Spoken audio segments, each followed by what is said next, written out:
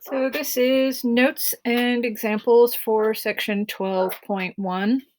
As we work through these, I suggest that you get out your area and volume notes page so that you can make notations on there.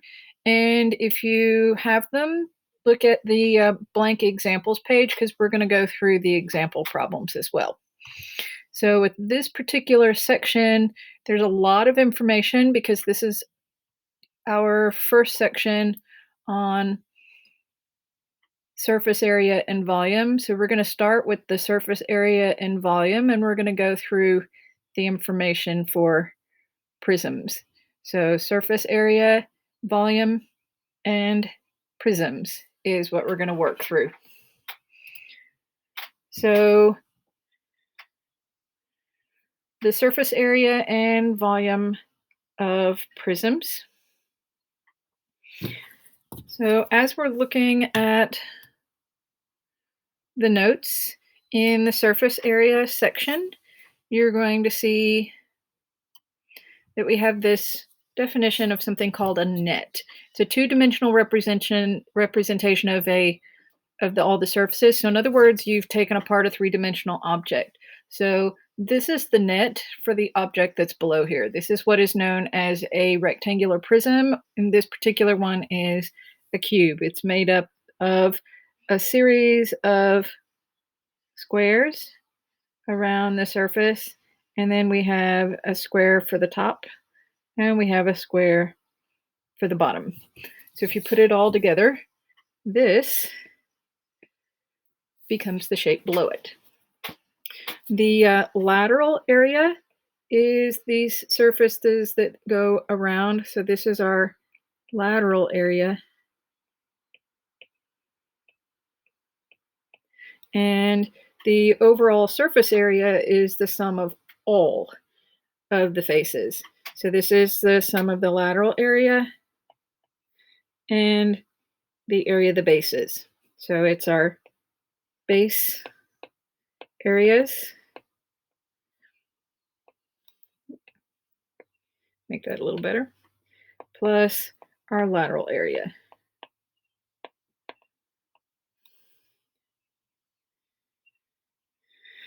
Volume is what can be contained in the object, and volume is always going to be in cubic units. So it's the number of individual little cubes that we can go in. We have something known as Cavalari's principle. If we have the same height and the same cross-sectional areas, then they have the same volume.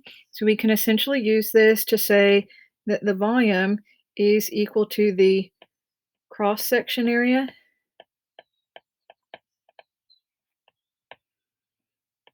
times the height.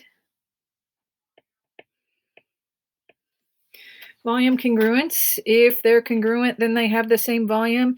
And volume addition, like all of the other addition postulates, is simply the sum of the parts equals the whole.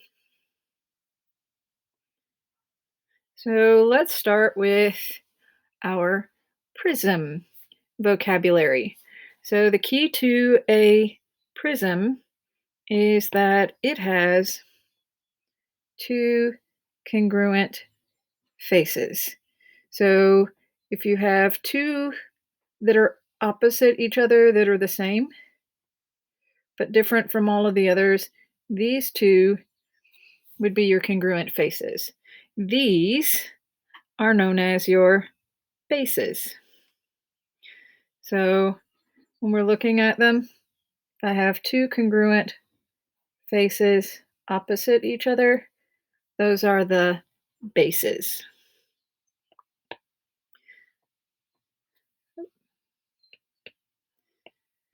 So this is base 1, and this is base 2.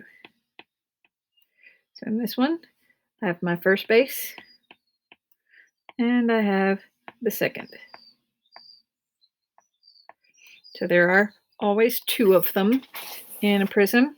You actually name a prism by its base. So this is a hexagon. So for this first one, we have a hexagonal prism. And this one is a square. You can either call it a square prism, and it's also known as a cube. The lateral faces are always going to be the series of parallelograms that go around it. So we have a series of parallelograms that wrap around. These are our lateral faces. So the key to this is that your lateral faces in a prism are always parallelograms. So if you have anything that's not a parallelogram, it has to be the base.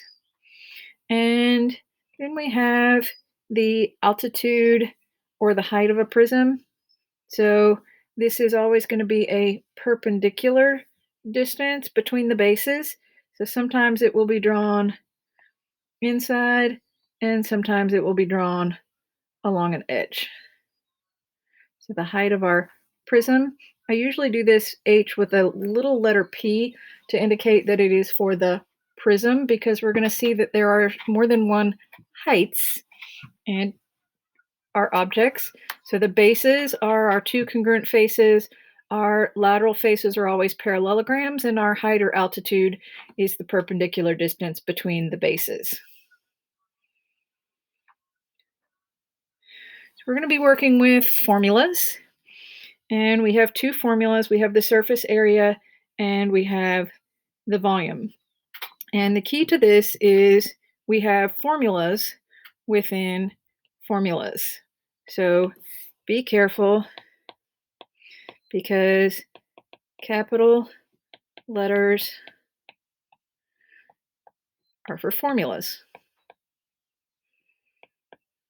So when you're looking at your notes for these in your chapter 12 notes, whenever you're calculating, it's that last page that is going to be useful. So we have our prisms, we have the surface area, which is the base area plus the lateral area. So it's our base areas plus our lateral areas, and it's in square units. And you'll see that it has two capital letters in it. So there are two formulas within the surface area formula.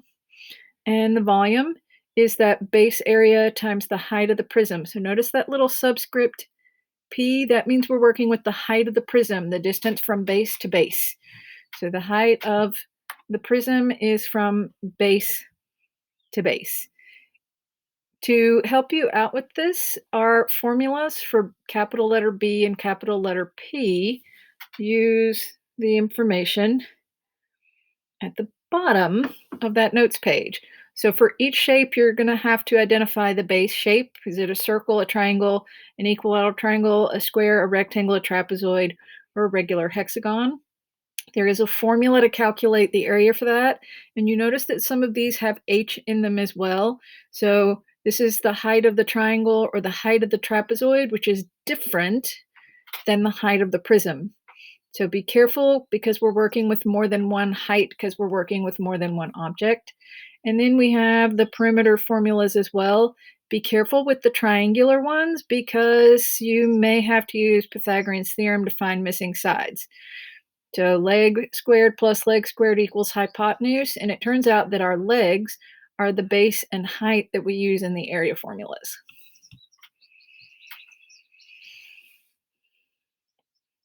So we have formulas within our formulas. So we have to use the capital formula B. B is the area of the base shape. So that capital letter B is the area of our base shape. The capital letter P is the perimeter of our base shape. And our H, this is the height of the prism. So this is the height for our prism. So this capital letter H is the height of the prism. Now you're also going to notice down here that there is a special formula for the volume of a cube. It still uses that base area times height. It just turns out that in a cube, the base area is side squared. The height of the prism is side. So when you do volume equals side squared times side, you end up with side cubed. So you can remember the volume of a cube formula, or you can simply use the volume of a prism, and it works just fine. So make sure that you use this areas and perimeters formula for the base shape in the notes. So this is going to be a very important part of your calculations. So our first set of examples. So these are our examples.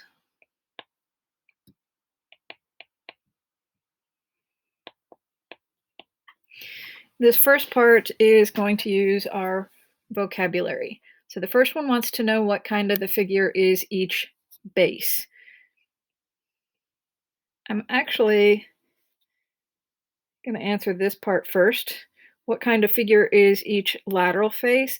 Because this one is directly in the notes. Because in a prism, our lateral faces are always parallelograms. So these are always parallelograms. So when we're looking for the base shape, it's not necessarily a parallelogram. It can be, but it doesn't have to be. In this particular one, that would be the shape at the top. And opposite that on the bottom is that exact same shape. So we have two congruent shapes, and they happen to be pentagons. So give the mathematical name of the solid. You use the name of the base. So it is a pentagonal prism. How many lateral faces does the solid have? So when we're counting lateral faces, this is always going to equal the number of sides for the base. So our number of lateral faces, we have 1, 2, 3, 4, 5. So your number of lateral faces is always going to equal the number of sides on your base. In the next one, we are supposed to name 3 lateral edges. There are 5 of them. So we have the lateral edge that connects A to F. We have the lateral edge that connects B to G. We have the lateral edge that connects C to H. We have the lateral edge that connects D to I. And we have the lateral edge that connects E to J. So the lateral edges connect your 2 faces. So it will go from one face to the other.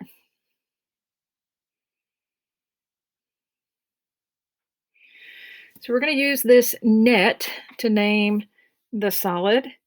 And so this long line of shapes strung together, this is our lateral faces. And then we have a shape on each side of that. So these are the bases. And we use the bases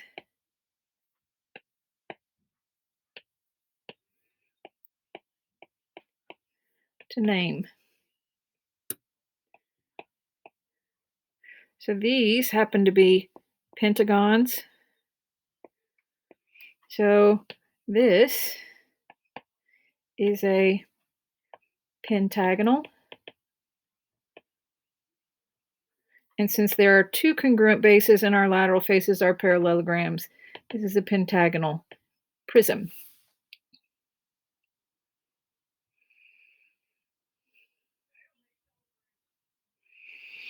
So for the next ones, we're going to calculate surface area and volume. When you're calculating surface area and volume, our first step is to figure out the base shape. So the base doesn't always have to be at the top and the bottom. It can be the front and the back or the left and the right. Usually we look for things that are not parallelograms. If we have all parallelograms, then we can pick any set of sides. So if I let the left and right of this be my bases, these are rectangles. So this is a rectangular prism.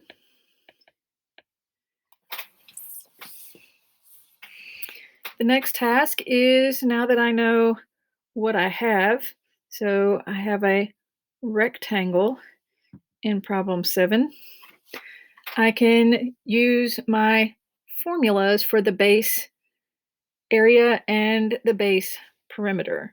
So my next calculation, the base area is length times width. So I have my length and width. So this is going to be 8 times 6 to get 48. And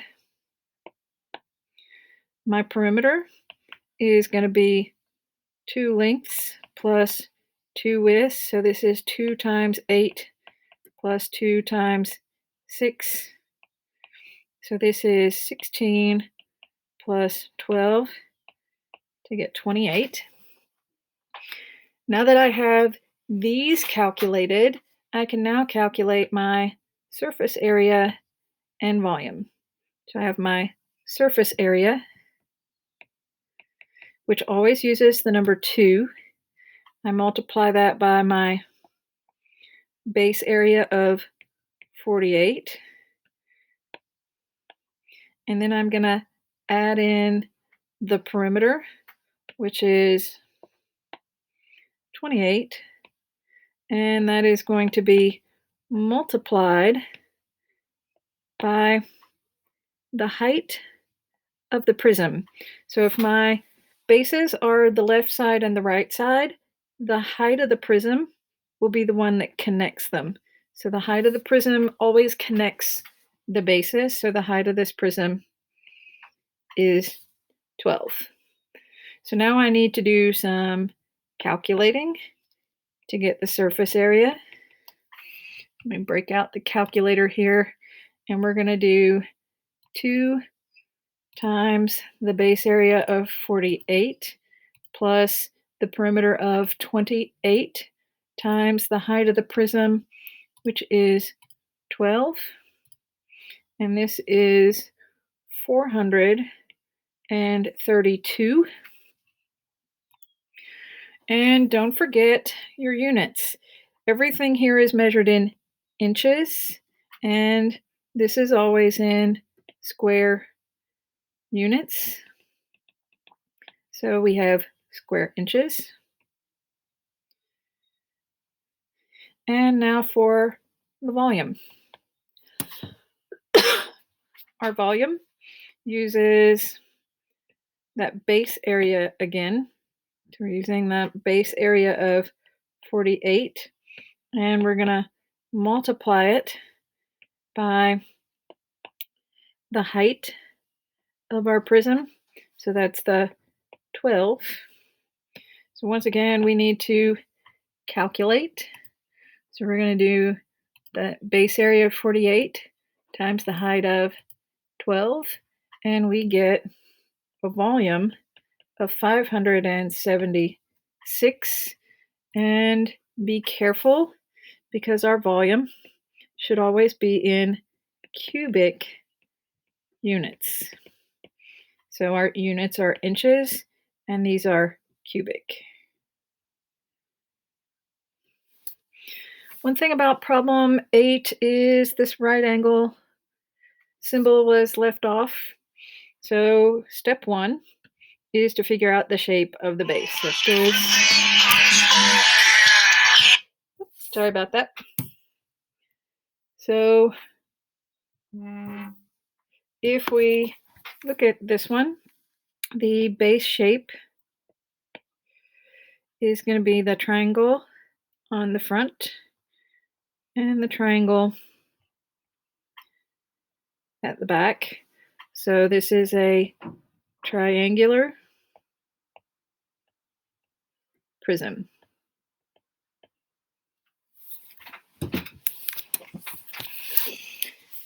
So when you look at this, since my triangles are the front and the back, that means that my height of the prism is this measurement that goes between them. So the height of the prism is that 3. So when I look at my information, so a triangular prism, so for problem 8, we're going to use the triangle formulas. So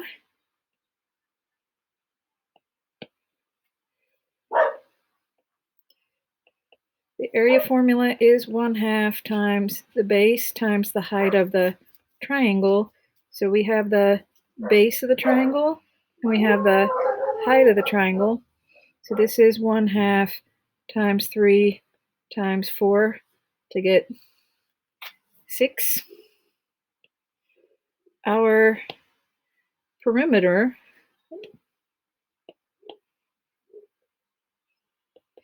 is side 1 plus side 2 plus side 3. So our base is one side, our height is another side, and our third side of the triangle is missing. So our perimeter, one side of it is 4, one side of it is 3, and we're missing a side. So this means that we are going to have to use the Pythagorean theorem. So leg squared plus leg squared equals hypotenuse squared. So if we break out the calculator, we're going to do 4 squared plus 3 squared, and then take the square root of that to get rid of our square on the side. So 25 is side squared, and the length of our side is 5. So our missing side is 5, and our perimeter, 4 plus 3 is 7, 7 plus 5 is 12. So now we can calculate our surface area and our volume.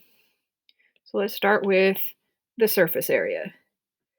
Our surface area is always the number 2 times the base area, which is 6, plus our perimeter, which is 12 times the height of our prism, which is 3. So when we calculate, 2 times the base area plus the perimeter times the height of the prism.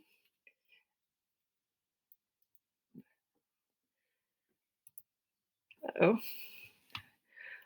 All right, let's try that again.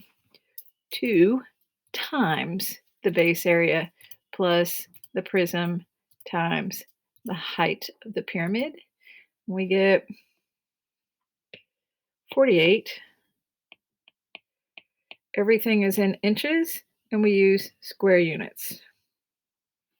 The volume is our base area, which is 6 times our height, which is 3. So shouldn't even need a calculator for this. 6 times 3 is 18, and this is in inches, and volume is cubic.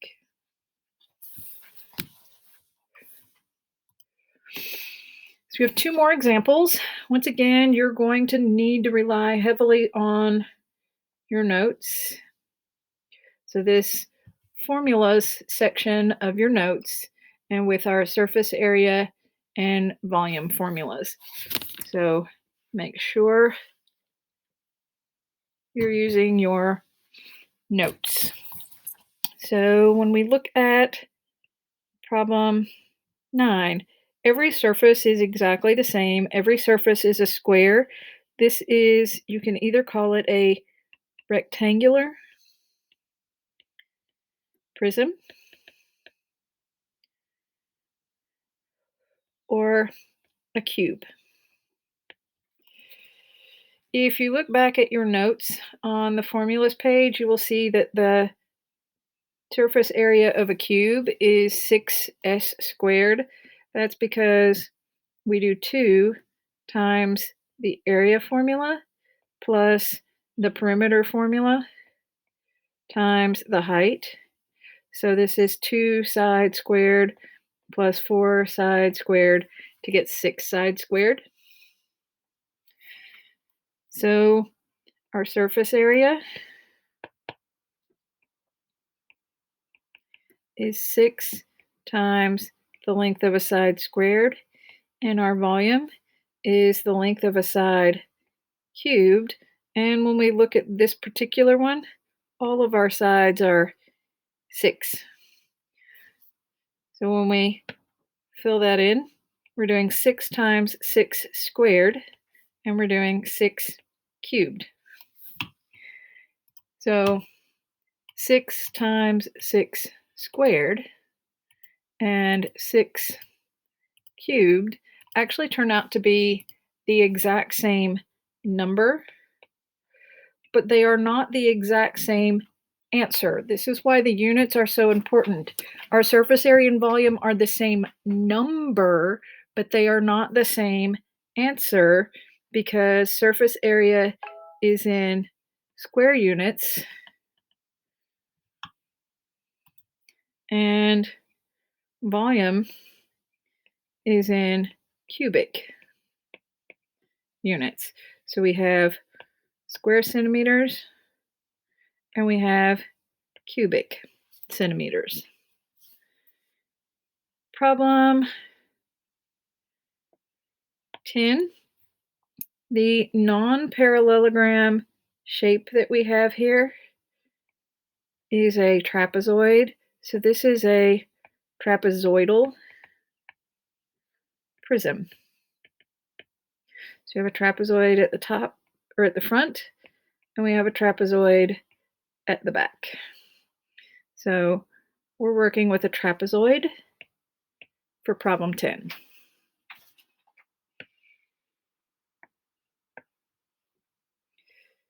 The base area is 1/2 times the height of the trapezoid times base 1 plus base 2.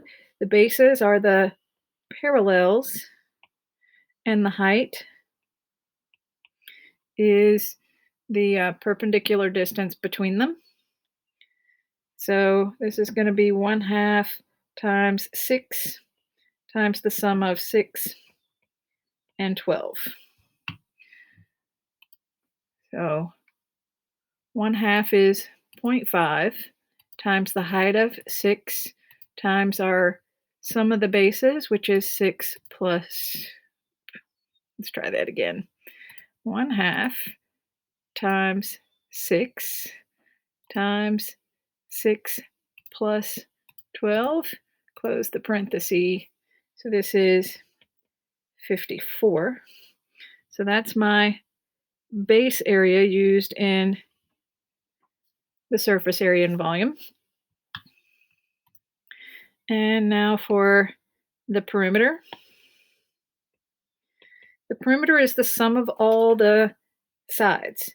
So this one happens to be an isosceles trapezoid. So this is leg 1 and leg 2. So we're going to do 3 square root of 5 plus 3 square root of 5 plus the base of 6 plus the base of 12. So 3 square root of 5 plus 3 square root of 5 plus 6 plus 12, and we get, rounded to the nearest 2 decimal places, 31.42. So this is our perimeter, which will be used in the surface area, and our height of our prism is the distance between the bases. So since the trapezoids are front to back, this 4 that goes from the front to the back is the height of the prism. So let's calculate. Surface area has 2 bases, and each base has an area of 54. And then we add our lateral area, which is the perimeter of 31.42 times the height of our prism, which is 4. So now let's calculate. 2 times 54 plus 31.42 times 4. We get a surface area of 233.68. Everything is centimeters and area is squared. And then we have our volume, which is going to be our base area. So we have our base area of 54, and we're going to multiply that by the height. So that's the distance between the bases. So that's our 4. And now we calculate 54 times 4. So our volume is 216. Our units are centimeters, and volume is always cubic units. So make sure you're using notes carefully.